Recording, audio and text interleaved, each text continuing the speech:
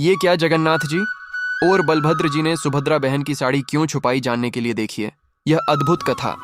बहुत समय पहले की बात है, जब पुरी का जगन्नाथ मंदिर अभी भी उतना विशाल नहीं था जितना आज है। उस समय भगवान जगन्नाथ, बलभद्र जी और बहन सुभद्रा जी तीनों भाई बहन एक साथ रहते थे।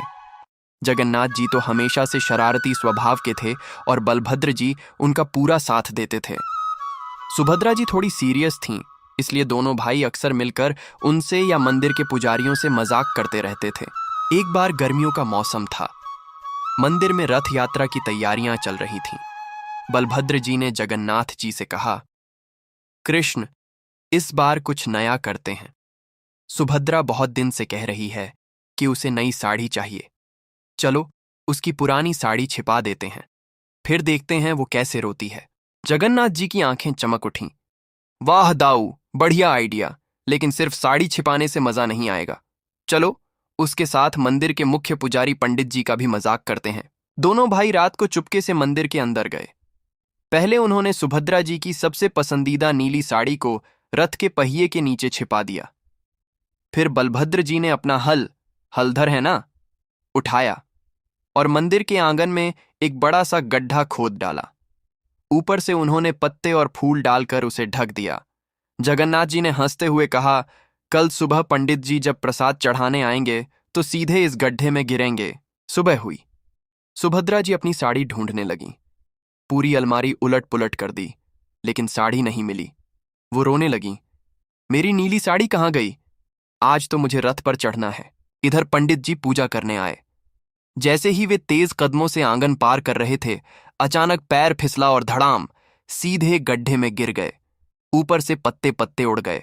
पंडित जी चिल्लाए, अरे बाप रे, ये क्या हो गया? मंदिर के सारे सेवक दौड़े आए। किसी तरह पंडित जी को बाहर निकाला गया।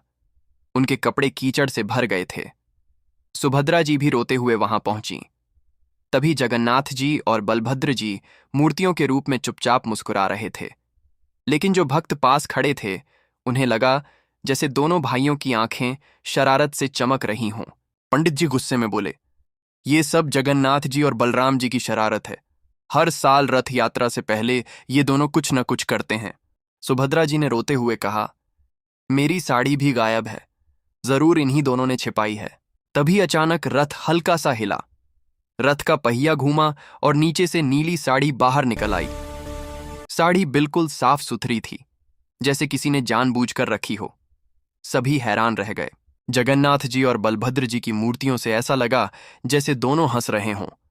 पंडित जी ने हाथ जोड़कर कहा, हे प्रभु, आपकी लीला अपरंपार है। हमसे शरारत करो, लेकिन हमें दर्शन देना मत छोड़ना। उस दिन से रथ यात्रा में एक नई परंपरा शुरू हुई।